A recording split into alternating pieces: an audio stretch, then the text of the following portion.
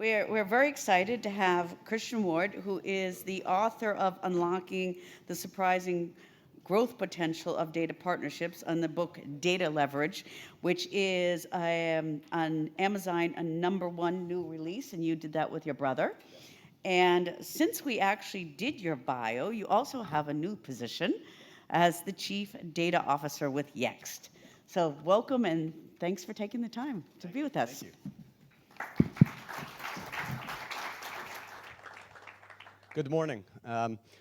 Apologies, I'm supposed to have a bunch of copies for the book, but they got held at the border, so they didn't apply the VAT tax, so hopefully they'll be here tomorrow. And if I don't get them tomorrow and you'd like a book, please just give me your business card. I'll make a note and I'll make sure you get one. Good morning. It's a pleasure to be here. As was said, my name is Christian Ward. I'm the Chief Data Officer of Yext. I took off a year to write this book with my brother. My brother is a data privacy attorney, and I am a data privacy strategist or entrepreneur. So if you want, the best way to describe it is I'm the guy that says this is what we could do with data, and my brother is the guy saying you should not do that with data. And it makes a very good debate. So today we're all facing very common problems in this audience. And many of the problems that we're finding are that there's just so many systems and technologies and opportunities that we're running into a scenario where across the various platforms, many of you either have built or manage or operate or process data using these types of systems. So CRM, customer data platforms have seen a huge increase in their usage. They're for both known and unknown people. Financial point of sale systems, there's several in the room here. Email service providers, website platforms, CMSs, digital knowledge management, that's a Yext, call tracking phones, and lastly, advertising platforms. And obviously, advertising platforms, there may be 20 or 30 of those that you're connected to. So what I did was I did a simple map of the 30 or 40 most obvious notes or data fields inside each of these platforms to demonstrate a point, which is there was a study done several years ago to analyze how many factors each of us, on average, can keep in our head to discern a relationship. Best way to explain it is if I said, if you're talking to your customer and say, when was the last time this person transacted, and what was the last email they got, and then let's rank that customer on how good they are, that's about as far as the human mind can go. If you go to the fourth factor and you say something like, and what was their past history of performance as a customer, or what was the last 10 emails they got, it's too much for most people to understand because it gets into a higher level of combinations. When you look at a database like these, and these are all unique data points, I did the calculation to show 8 platforms times 40 individual user-focused data fields. That yields, in terms of potential 3 data point combinations, 5.5 million different combinations just on those platforms to try and show value to a customer or to help them make better decisions. That's a lot of combinations. This is why we're all trying to use machine learning and AI to identify how to use this type of data. But it's a lot of information. I don't know if you remember this type of math from high school 4 with the exclamation point, 4 times 3 times 2 times 1. It's a lot. And it's harder for people to get value out of all of this data. So I looked at a typical user profile. My brother runs a data privacy practice. Unfortunately, he couldn't be here. But we work with different clients and help advise them on how to build smarter data platforms. This was a media company, one of the, we shall not name them, but a media company. I know there's several media companies and now newly related media companies here. A typical user profile, we saw something like 1,031 fields that people had on a user. And many of you have this in your own databases. But I did a study of all the data, and as it turns out, you don't use the vast majority of the data that you actually store on many of your clients. For example, many media companies might have whether or not I, as a reader, have an active outdoor lifestyle, or do I have children, or what age group are my children. The reality is when you look at the revenue of what's actually used, we found that only about 70 data points out of every 1,000 were actually used by the sales teams or by others to build improvement in terms of performance with the client. And then we took it a step further. We analyzed every dollar and tied it to every data point. We found that 90% of the money made by most companies and most platforms really only leverages a tiny percentage of data points. And it's things that you typically would think about. When a customer comes to a small business, you need their email address. You might want to know what business they're in. You might want to know where they live. You might want to know what they last transacted. There's not that many data points that are necessary to have a wonderful relationship with a business customer. But this causes a problem, and it's a problem that all of us are experiencing, which is, this is the vision of our data strategy. It's your vision of your data strategy. Every board presentation, this is what it looks like. Unfortunately, this is real life.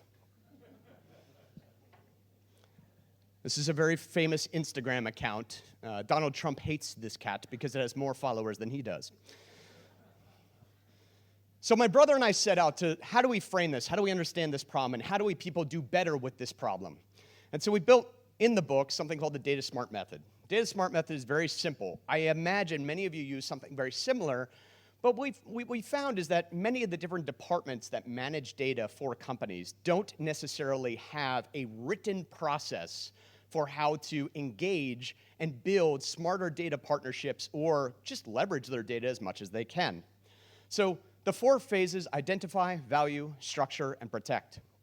The first one is an exhaustive review, and it is exhausting, of all the data you have.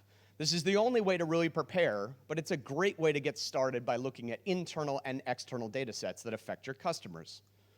The second is to quickly value, and that word quickly is important. People get stuck on this, and they shouldn't. You value something as quickly as you can and move on, and I'll explain that more in a moment. Structuring is where both the technology and the legal frameworks come together. A structure is how you design how you will interact with your data partners, but that's internal and external. So if you have multiple platforms, many of you do, I know that you link like the slot from the first slide, what happens in a CRM to what happens to what they read on the CMS to what happens in the offers in the point of sale system, all of those are partnerships working together, and the structure is critical. Lastly, protection. I certainly don't have to tell this audience how important protecting data privacy is. But as you'll see, it's something very new in the States, which many of you operate in, and they're just beginning to learn about how to do this. But protecting the asset that is data. You've heard the phrase, everyone says data is the new currency. Well, just like any currency, it can be stolen, it can be forged, there's a lot of bad things about being a currency. It's not all good. And you have to protect that asset just like it was a currency itself. So identify. Now, I use a program often, as you can tell, called iThoughts HD. It is on an iPad, and it's a mind mapping software. But I find if you go down this path, this first phase is just critical, and it's very helpful for leadership alignment to help people get together to build out mind maps of what data do you have. Part of the reason why I say that is getting everyone to see what data points are possible across the various silos of people that own different parts in your business. This helps you realize, in many cases, opportunities you didn't know you had. I cannot tell you how many meetings we have where we have one after the other, and then we explain to senior management that between all 3, you have every data point you thought you were paying other people for, you have it internally. You just have to do the audit. But this is also the beginning of where your knowledge graph comes from, not only for you, but for your clients. A knowledge graph is a different type of database. It's where the entities themselves, so a person, so myself and my wife, we are people, but the relationship of marriage is how it connects. And the connection is as important as the actual entities. So that's a very different, think of knowledge graph as always in triangles. It's always in pyramids of 3 units. It's the 2 things and the relationship between them. But that starts as you audit all of the information in your business. Now, Valuation, this is usually where my brother jumps in because he gets really excited about this. It's not necessarily about the value of how much money you're going to make with the data. Many of you have figured out ways to make money with the data today. A lot of the value is as simple as using a very simple mind approach, which is you look at a data set, let's say email addresses. Email addresses might be absolutely vital to how your small business communicates with their clients. But the email addresses of people that have visited that client's website and signed up for a newsletter 4 years ago and have not interacted, that has a different value. So you quickly put them in various buckets, and one of the most important things to remember is this is as much about risk as anything else. We live in a world today where almost every single day there is a major data breach of some kind. The ramifications to your market capitalization or to your funding or to your, just quite frankly, good name can vastly outweigh keeping all that data. And as I showed with those colored boxes, you probably have a ton of data that you're storing on behalf of your clients that really aren't adding on the revenue side, but highly likely are affecting that you have a risk on the other side. So it's an important way to clean up and go from fat cat to cheetah. Structure. Now, structure isn't just about the contracts. That is certainly important. But structure is really about how are you working with internally your partners and externally. Most people here have processing agreements with various entities that help them achieve the type of business they're providing to their customer. Many of you realize now, even your sales contract with a small business is technically a data sharing arrangement because the customer is accepting that you will have and see all of their data, and in return, you will help them maximize the opportunity in front of them. So every contract at this point is pretty much about data going back and forth. But structure can also be things like building derivative data sets. For example, many of you here have already realized one of the best ways to help small businesses grow is by analyzing what each similarly situated businesses are doing. So if you look at all the laundromats together and you look at all the others and you extrapolate that data, the beauty of that is you haven't just de-identified, you've completely removed the personal information, but you're providing a real value and a real direction on how to go forward for that business. It's a very smart way to also then partner with other people. You've removed the risk, and you've created this great opportunity to help them optimize in hopefully what is a revenue-producing opportunity for you. But I'll give you an example of a really bad structuring problem. I'll call it a magical structuring problem. Does everyone know what this is? Everyone ever been to Disney? This is the way that in Disney World, they track everything you do. So everything you buy is on this. It opens your hotel room door. It gets you on the rides. So they know everything about you. Disney cumulatively spent $1 billion to build this, and it is an incredible data platform, incredible experience, because their whole point is leave your wallet and valuables in the room. Just bring this thing, and it does everything for you. Now, what's sort of the magical structuring problem? Well, when I was introduced as Christian James Ward. That's me. This is also Christian James Ward. This Christian James Ward lives in Fairhaven, New Jersey. So does this Christian James Ward. This Christian James Ward has relatives of Katie and Ryan. So does this Christian James Ward. They were both born in the same state.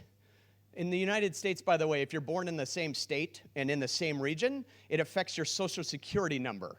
I don't know many people know that, but that's our government ID number, and it is built upon the relationship of your geography of where you're born. And lastly, both Christian J. Wards were born on the same day. So my son and I are data duplicates. And when we got to Disney World, this happened.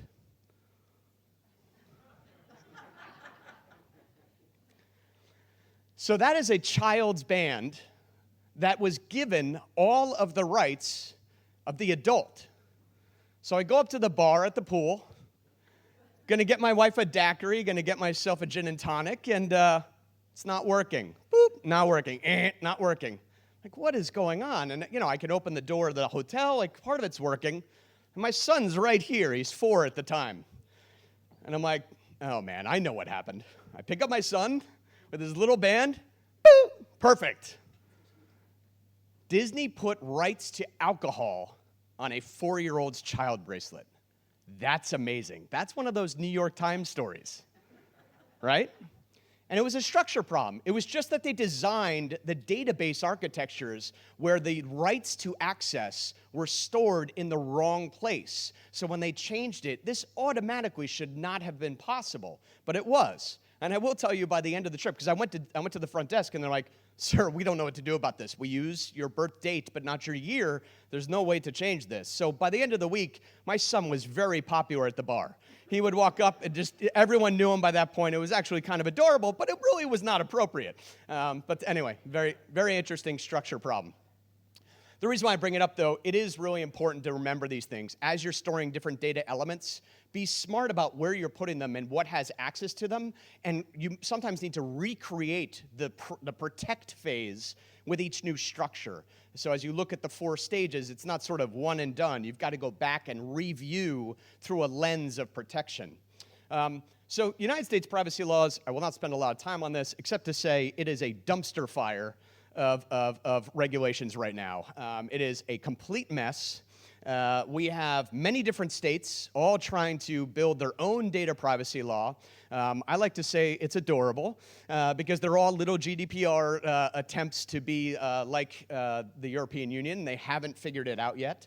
But it is important because to some extent in the United States, privacy was not a fundamental right. It isn't a fundamental right. In fact, the state of California is the only state that had privacy as a right. But privacy and surveillance are having a huge effect, not just on our databases and our legal frameworks. Yes, that's important, but it also on how we interact with our customers, both the small business and the business owners, clients that we're dealing with. Why do I say that? Well, if you look at the growth of cookie revenue, this is the United States only I could get the data for, but you can see just in the US alone, they're spending $300 billion retargeting. This is that where you go to the Kohan shoe website and then those damn shoes follow you for the next 5 months. That's a problem, and we all know we use it with Facebook retargeting and a lot of different tools. But this spend, if you sort of compare it with the 4 laws that really are driving the change globally, what's happening is really interesting. In the last 4 decades, look at the number of countries that have enacted actual data privacy laws. This isn't like a trend that goes away. This is going to continue to accelerate.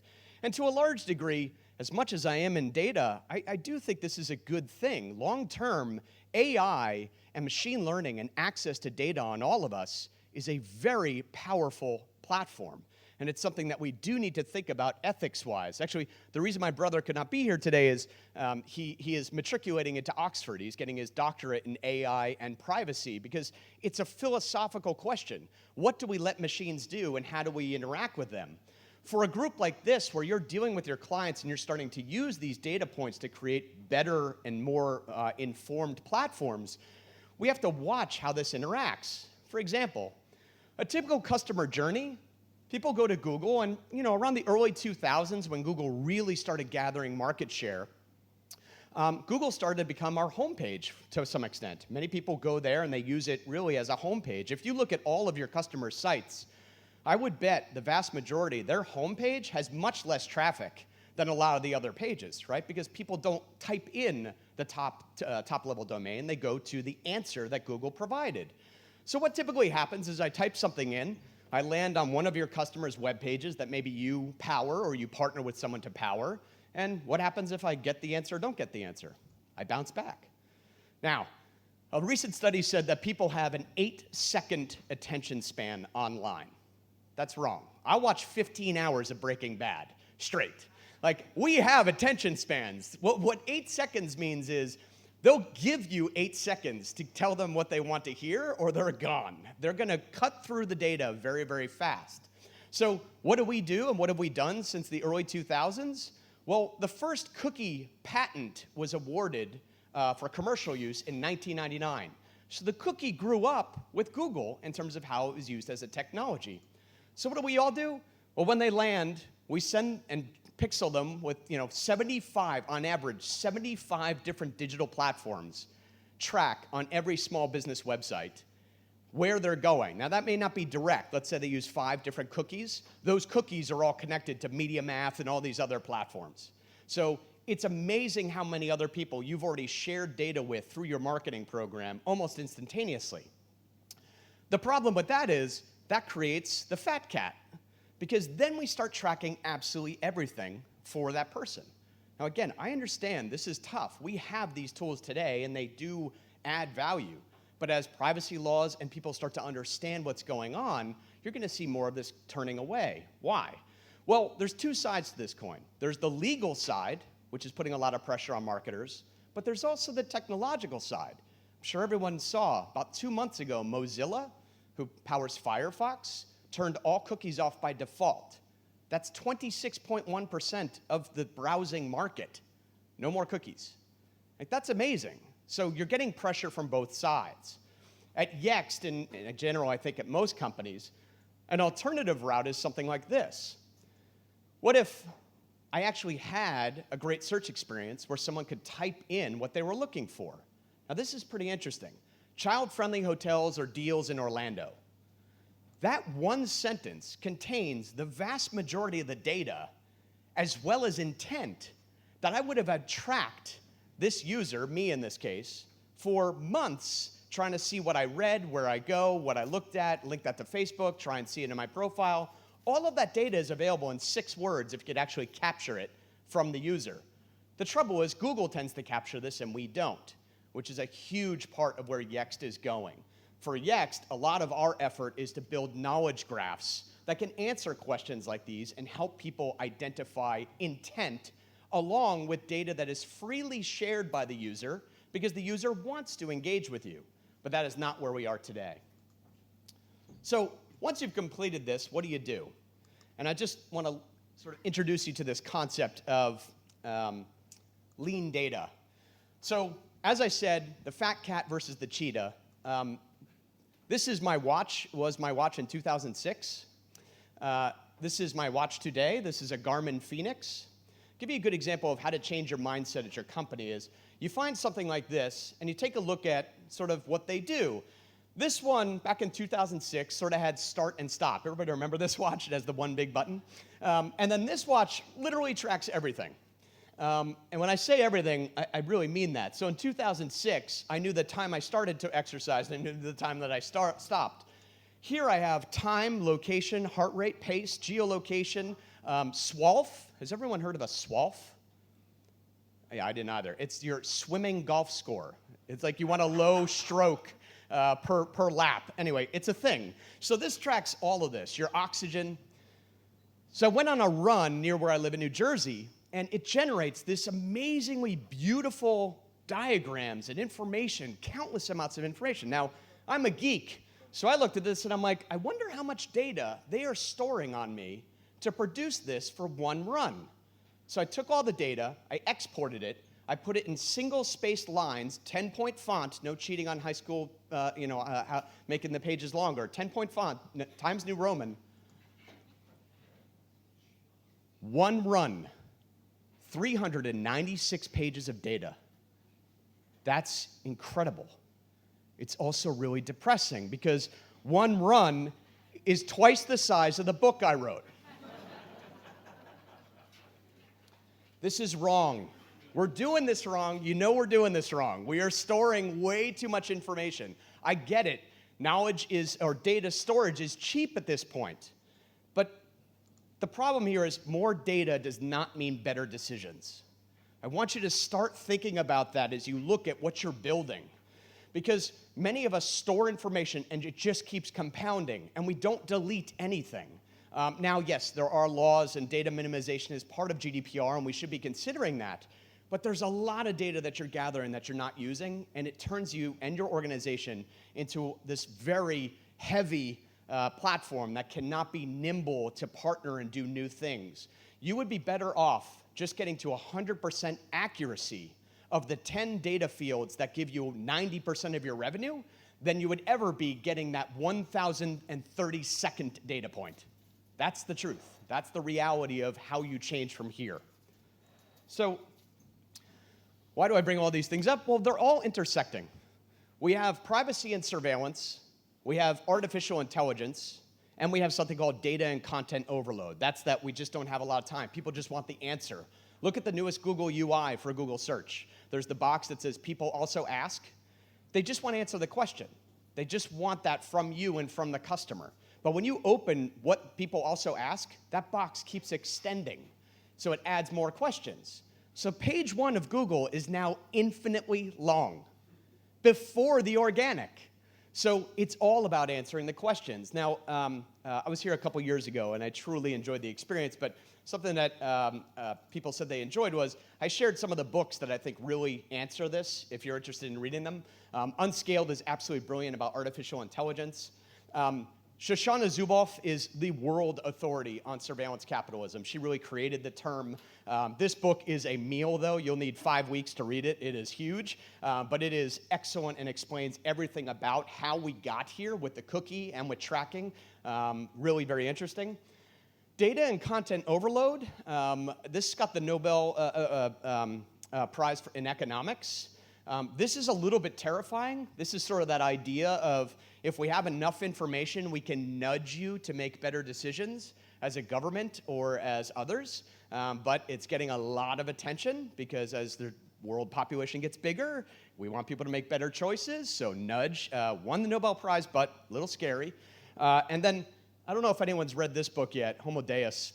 This is outstanding. This is the intersection of these 3 trends: AI, data overload, and surveillance, where superhumans, people that are wired directly into data platforms, can then go and give you information and nudge you because they already know everything about you. Really, really great book. Actually, everything Yuval Harari writes is excellent. So I'm just going to finish with how does this all sort of come to pass. Data itself has gone down this path of, if you think of data, your client's data, it's either perfectly accurate or it's garbage. Like, it's somewhere in between. And originally in the 70s, data was really math. If I put 2 times 2 on my calculator watch, again, I'm a geek, I had the Casio in 1975. If you go and you type that in, we got the same answer. It was 100% the same. But as you start going to where we started doing things like measurement, GPS, or how to get to a route, that changed, right? So the first phone with GPS was 1999. But some inaccuracy started to occur. That continued as we got into things like wikis, like, what is this? This is a chair, right? We all kind of agree on that. But so is a sofa, and so is a stool, and so is a settee. There's a lot of different types of chairs. So there's a lot of inaccuracy in the way we define things. And then we get into poorly unstructured. This is the world you live in. These are the blogs, these are the reviews, these are the FAQs. There's a ton of content here. Unfortunately, at the same time, we are about to pass 1.7 megabytes per human per second next year in digital data that is stored. So it's getting harder and harder. At the same time, we're getting more and more inaccurate. So Yext works, I should probably talk a little bit about Yext. Yext works with our customers and with our partners to find the data points. Not everything has to go into a knowledge graph, but you want to find the things that people are asking questions about, where the customer wants to know about the business. They find the individual parts and build the knowledge graph of those pieces and then push that information to 100% everywhere people look. It is all about answering questions and ensuring that people can get the answer directly from the brand so that you ensure that your customers are giving the best experience. They only have a few seconds to give the answer. So you want to help empower them to do that in everything that you do. And with that, I thank you.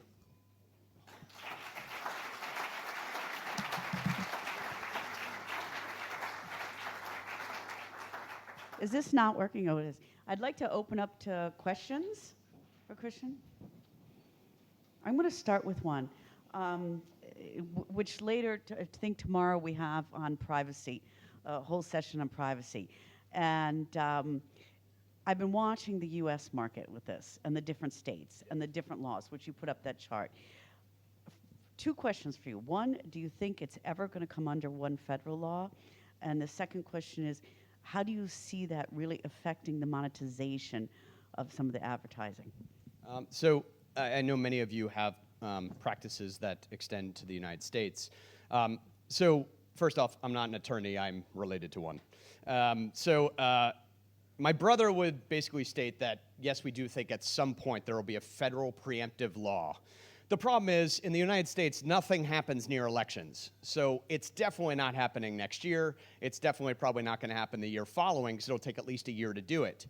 That means that you're going to have 2 to 3 years of this patchwork of over 30 different states so far, all trying to get a piece of their pie. The other scary thing about the United States is the ICOs have been very open here, that if you maintain a data journal and you maintain what you're doing to improve your compliance, that they will work with you. That is not the climate in the United States. In the United States, the California Attorney General sees this law as a way to make money. They want to get back the taxes they feel they did not get from many of the tech giants. They have built into the law a what's called a right to private action, a $750 to $1,000 fine per data point per breach. Think about that. You lose 100,000 records, you are out of business. And here's the weird thing, or depends on what side of the fence you're on. Unfortunately, the user doesn't have to show harm. They just have to show the breach occurred. That is there's not even a bar to get over. They just have to say, it happened, pay me. So this is a very dangerous thing for all of us, all businesses in general. And it's just California today, but it covers anyone that does business with a company in California. So you could be in New Hampshire and doing business with Facebook, and it's subject to the law. So there is a lot going on. I do think it will eventually happen. For those in monetizing it, I think a lot of it's going back to what worked in the past. And I hate to say go back a little bit, but if any of you think the pendulum hasn't swung too far in terms of, look, my children, I have 3 kids. My children get the phone that I had 2 phones ago, right? Like we passed down this stuff. But that means if I didn't wipe that phone, which I didn't perfectly, then right now, major data platforms know what middle school my child is in and what they're looking at. That's not appropriate. It's not necessary. And it's overkill. So we're probably going to have to work a lot with people to figure out. But one thing that I do know that is fascinating, and actually Capgemini, Greg Sterling had shared an article with me yesterday. Capgemini found that companies that are participating and becoming GDPR compliant, they're using that as something to state, hey, we have the customer in mind first. We're doing right by them. They're making it part of their mission. And that's helping them. They're actually showing better returns based on the study. I didn't get to read the whole thing. I will hopefully later. But it's showing that doing the right thing by the client isn't a bad thing. We just have to refigure how to distribute our budgets to reach those customers. Okay, great. Questions? Where's my...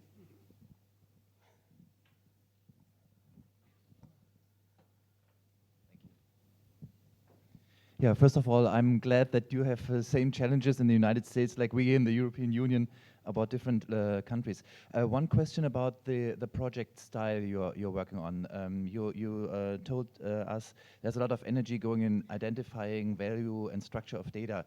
Did you ever discuss or think about a greenfield approach? Because, you know, if I have so many data and so many things, you know, I was thinking about, you know, doing this for companies. And what about the greenfield approach, just saying, okay, this is a set of value of data for the customer and let's focus on that, and then go the other way around, and maybe that's not so much energy and working faster, so just to think about it. Absolutely. So what you just described is, look, any book like this or this process, it's a theory or an approach, but what you described is what happens in real life.